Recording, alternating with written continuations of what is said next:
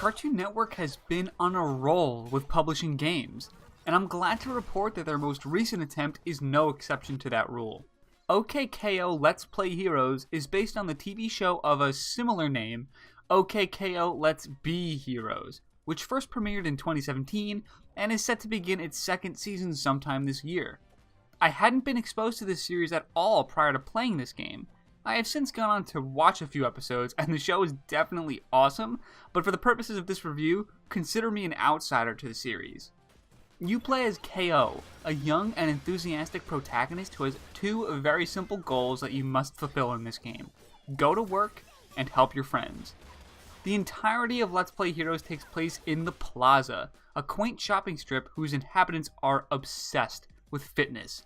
Physical strength is of the utmost importance, and nobody exemplifies that further than Plaza owner and your boss, Mr. Gar. Carol and Dendy punch in for work in the break room and then take on a quest for either Rad, Enid, or me. There's a day system in the game, and each day you are expected to punch in, literally, and go assist your coworkers. Once you're done with whatever task your coworkers have assigned you, you punch out, literally, and collect your meager paycheck. Then do it all again the next day. The simplicity and relatability of KO's daily life makes the game give off a very slice-of-life feel.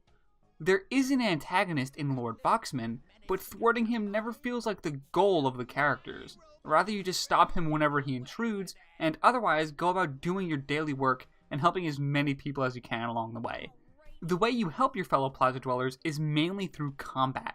This game is a beat-em-up at heart, but it ditches the side-scrolling style of the genre in favor of having the entirety of the action be locked onto one screen. The punching and moving feels really fluid.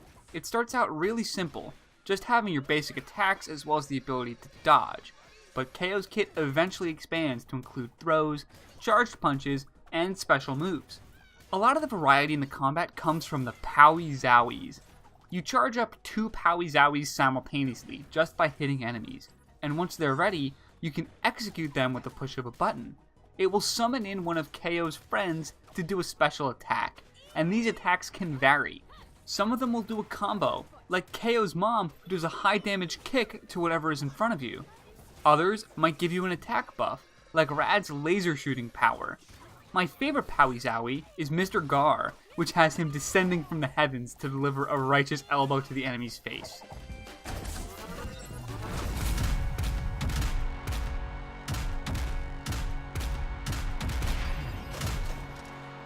The enemies themselves will be a variety of different robots sent to the plaza by Boxmore in order to stop friendship at all costs. After all, how are you supposed to sell all-powerful evil robots in a world where everyone gets along? The different types of robots are just unique enough to keep things interesting, but the lack of diversity in the stages is hard to ignore. You'd think that keeping all of the action on one screen would allow the developers to get creative with what they could put here, but in reality, every fight is just you fighting on a flat surface, with the occasional boss fight to mix it up. I really wish the stages had a lot more going on. But the star of the show here is the world itself and the people who inhabit it. Just walking around the plaza is a joy. It has a warm feel to it. The bright color palette and beautiful art style really make the world pop, and the variety of camera angles employed prevent the plaza from appearing stale. The wonders of the presentation don't stop there. The menus themselves ooze this sense of charm as well. All of the options and quests are contained inside of KO's notebook, which you can flip through at your leisure. Everything looks and feels so responsive, and I think me using this vending machine to purchase Pao Cards will help demonstrate what I'm trying to say here.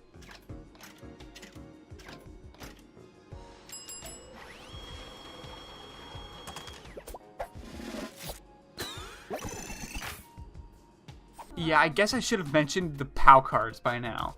Pao Cards are trading cards, manufactured by the Pao Card Company, that any hero who's worth his salt should be featured on. You'll collect these cards of all of your friends, which you can then store in your notebook/binder, and then use in combat. These cards are what fuel the Powie Zowies. In order to use a Powie Zowie in combat, you must first own the card, and then do enough nice things with the hero featured on the card. Then, and only then, can you use them as an instrument of war. KO himself gets a Pao card shortly into the game, and he can level up stats through combat. What I really liked is how you never had to make any decisions in what stats to level up. You will automatically gain strength, agility, and coolness just by playing the game. This linear progression helps keep you focused on what really matters, which is the combat, exploration, and acquisition of more Powie Zowies. The only problem I had with the system is that it seems like the rate of new ability unlocks was really slow. You would gain a new move every level, but each level came at an incredibly drawn out and unsatisfying rate that I didn't pay much attention at all to the system. Heroing out so hard right now. The character stories are the reason to pay attention here. Each of the allies that you help have their own stories to tell, and the best have an arc of some sort. The main characters are fully voiced, and it's hard not to fall in love with the dialogue screen. The characters all have a set of talking animations that get recycled throughout the game. They're expressive and silly, and although they get repetitive at times, the system is vastly superior to still images and text boxes. It's sad that there's such a disparity between the voiced and non-voiced characters. It is pretty easy to tell who the main characters on the show are just by seeing who was given the most love here in the game. Thankfully, these main characters are the ones that take up most of your time anyway. If you're looking for a recommendation, definitely pick up this game. But for the rest of my review, I'm going to dig into full-on spoilers, so be warned. I wanted to dedicate some time to talk about the last day in the game. Of the main story, anyway. It is the most involved and long of all the days.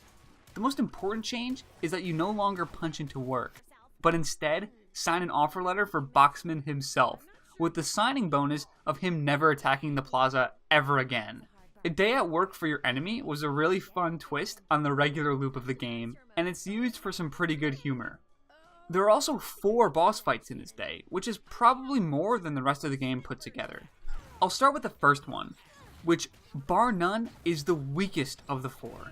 Boxman is flying around on his desk and dropping bombs on you, but repeatedly spamming uppercuts did the job just fine without much thought at all. The next fight is much better. It's against TKO, your evil alter ego.